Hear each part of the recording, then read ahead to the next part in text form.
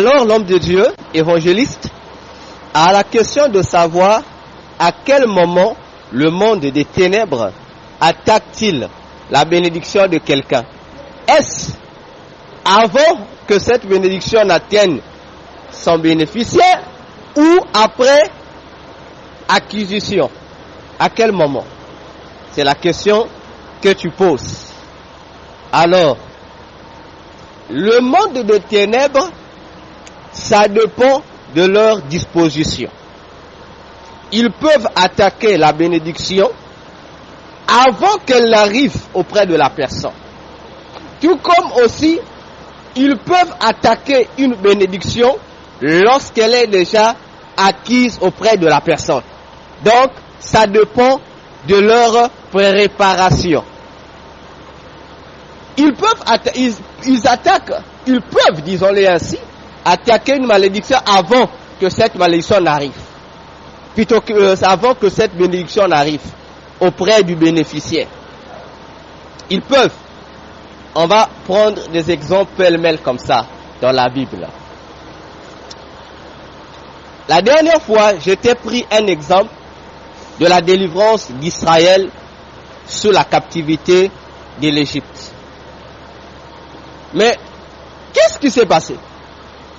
Le monde des ténèbres avait déjà compris que c'était le moment pour Dieu de bénir son peuple. En commençant par le délivrer de la captivité pour l'introduire dans cette bénédiction, dans leur terre promise, telle qu'il leur avait promis par leurs ancêtres. Le monde des ténèbres avait déjà compris qu'il était temps, que c'était les 400 ans annoncés dans la prophétie pour la bénédiction d'Israël étaient arrivés à son accomplissement. Et qu'est-ce que le monde des ténèbres va faire? Le monde des ténèbres va déclencher une persécution des enfants mâles hébreux. Pourquoi? Parce que lorsque vous êtes dans certaines réunions des occultistes ou des magiciens, ou encore lorsque vous êtes dans certains cours de la magie, il est connu des magiciens, il est connu des hauts initiés de l'occultisme que le monde des ténèbres était au courant que parmi les enfants hébreux, garçons, qui devaient naître, vu l'accomplissement de la prophétie, celui qui devrait être le délivreur d'Israël était compté parmi ces enfants-là.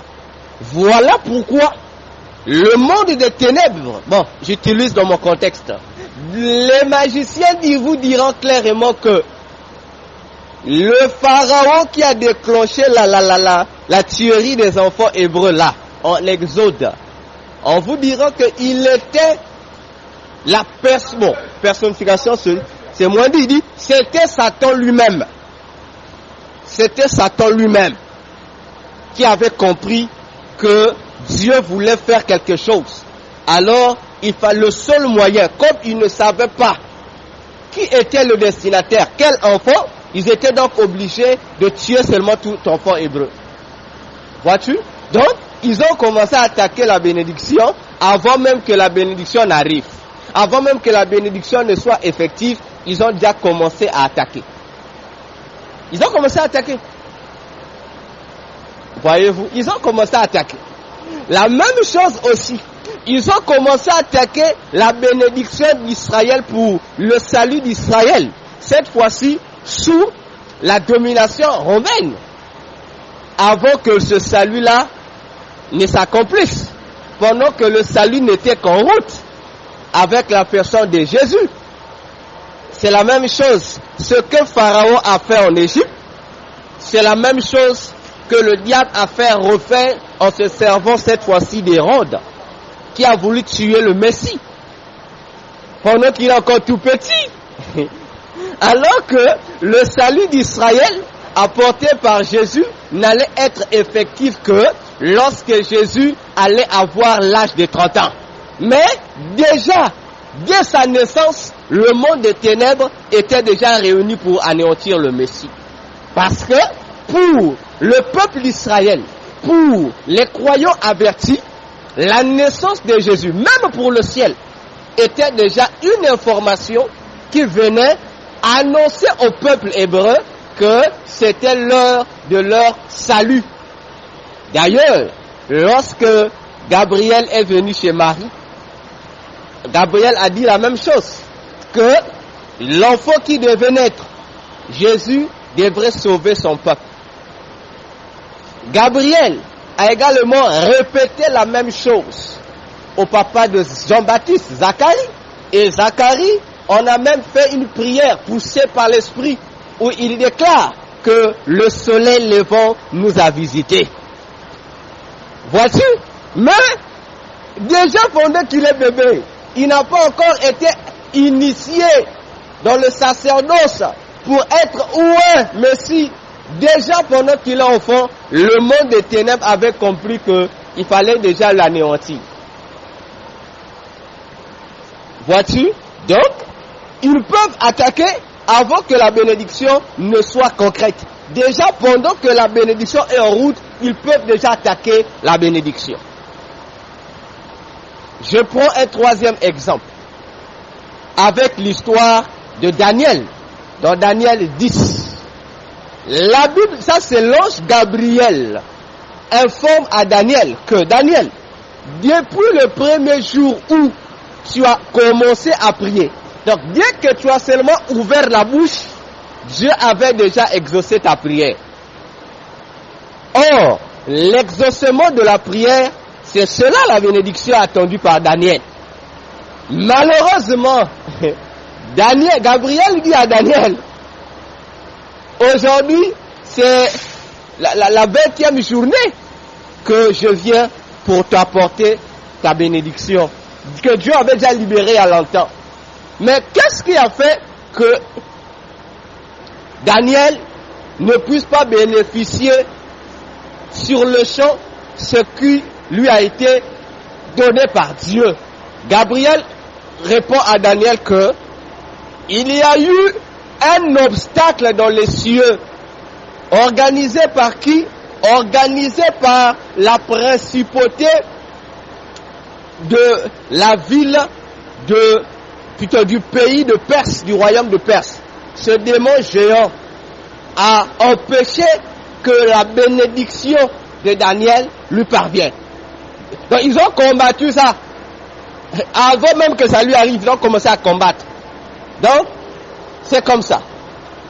De l'autre côté, le monde de ténèbres peut également combattre une bénédiction qui est arrivée à destination.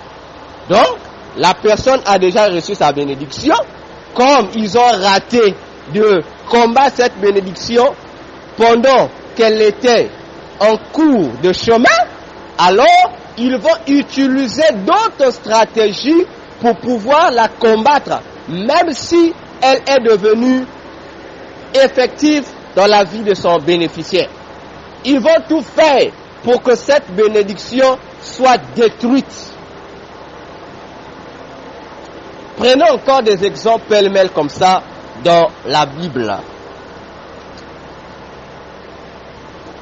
Prenons le cas par exemple de Job. Ce qui est arrivé à Job. Remarquons un fait, que Satan enviait Job, que ce n'était pas ce jour-là seulement que Satan avait l'œil sur Job. Non. Mais depuis longtemps, je vais également ouvrir une parenthèse ici. Le diable, le Satan dont parle le livre de Job là, qui est venu attaquer Job là, le Satan qui a attaqué Job là, c'est pas Satan, Lucifer, le diable, comme tel. Non, c'était pas lui. Ce démon là, c'est un démon qu'on appelle Asmodée. Donc le Satan dont la Bible parle, qui est venu combattre dans le livre de Job là, le Satan dont on parle, qui a attaqué Job, ce n'est pas Satan, le diable, le serpent ancien, mais un démon aussi puissant parmi les principautés ou les hauts dignitaires du royaume de Satan, c'est le démon Asmodée qui est venu attaquer Job. Donc, chaque fois, ce démon-là avait pour mission de parcourir la terre, il regardait Job. Donc, Job l'énervait.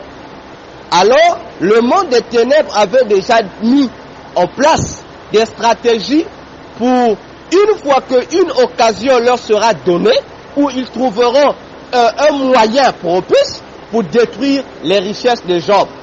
Parce que l'objectif pour lequel le monde des ténèbres combat les bénédictions des gens, c'est simplement pour pousser ces gens-là à tourner le dos à Dieu. C'est simplement pour amener les gens à insulter Dieu. Alors, comme ils ne trouvaient pas des opportunités, parce que Job était tellement intègre qu'il prenait de soin de ne laisser à Satan aucune occasion. Alors, lorsque Dieu va donner l'ordre à Satan, va lui donner accès, va toucher Job, et Satan d'abord, avant de toucher, il a fait comprendre à Dieu quoi? Non, c'est parce que tu le bénis. Pour montrer que, pour eux, la base était les richesses de Job. Voilà pourquoi ils sont allés attaquer les richesses de Job. Et Job était déjà riche. Ils ont attaqué et ils ont détruit les richesses de Job. Voyez-vous? Et je monte encore. Je vais encore monter. Il y a une histoire que nous connaissons dans la Bible. Jacob, Ésaü et son petit frère Jacob, les deux jumeaux. Ésaü était béni, il avait une bénédiction particulière. Les droits d'aînesse. Un jour on en parlera en profondeur. Le monde des ténèbres, ça sait quels sont les avantages spirituels de celui qui a le droit d'aînesse. Alors, pour Ésaü, ce droit-là n'avait aucun sens. Il va prendre ce droit-là, il va le vendre contre de la nourriture. Et nous connaissons ce qui s'est passé. Jacob, qui était voleur, qui était un bandit, un trompeur, c'est lui que Dieu va aimer par rapport à celui qui était honnête, normal, Ésaü. C'est là où Dieu dit, j'ai haï Ésaü, j'ai aimé Jacob. On s'est dit, mais comment? Oui, parce que Dieu, c'est lui qui a donné le droit d'aînesse. Il savait quelle était l'importance de ce droit d'aînesse. Et il est derrière le droit d'aînesse. Alors, mais comme Ésaü n'avait pas compris, voilà pourquoi dans le livre d'Hébreux, Hébreux 12, versets 14 à 15, Ésaü est appelé un homme profane. C'est-à-dire un profane par rapport aux choses sacrées. Que c'est quelqu'un qui ne sait pas respecter les choses sacrées. Et le livre d'Hébreux dit, les chrétiens, nous devons veiller à ce qu'au milieu de nous, qu'il n'y ait pas de profanes. Parce que s'il y a des profanes, ces profanes-là seront privés de la gloire de Dieu. Voilà pourquoi on dit, on doit veiller que personne ne soit privé de la gloire de Dieu. C'est-à-dire que personne ne soit profane comme Ésaü. Parce que Ésaü avait méprisé les choses saintes de Dieu. Son droit d'aînesse. Maintenant, c'est lui qui reçoit le droit d'aînesse en bénéfice, de manière juridique, de manière légitime et légale aux yeux de la loi, tant des hommes que de la loi spirituelle. Dieu est obligé de s'attacher à lui, lui qui est trompeur. Dieu s'attache à lui et c'est avec lui que Dieu fait alliance. Voyez-vous? Mais lorsque nous lisons ce texte-là, lorsque nous lisons ce texte physiquement, on se dit qu'il avait faim. Mais lorsque vous allez dans le monde des ténèbres, le monde pandémonium explique qu'est-ce qui s'est réellement passé. Qu'est-ce qui a fait, qu'est-ce qui a stimulé, qu'est-ce qui a envoûté Ésaü pour qu'ils perdent le droit d'aînesse, qu'ils échangent ça contre de la nourriture. On dit, c'était un plan organisé par le monde des ténèbres. Parce que Ésaü est né avec son droit d'aînesse. Donc c'était une bénédiction innée qu'il appartenait déjà. Donc, depuis la naissance, le monde des ténèbres n'avait pas pu combattre. Mais ils sont venus combattre son droit d'aînesse seulement lorsqu'il a grandi, lorsqu'il est devenu un homme, lorsqu'il est devenu un responsable dans la vie. C'est là où on est venu le combattre. Et c'est la même tactique qui est souvent aussi utilisée, même jusqu'à aujourd'hui, puisque c'est la même tactique qu'on utilise, que le monde des ténèbres utilise pour détruire les bénédictions de certaines personnes.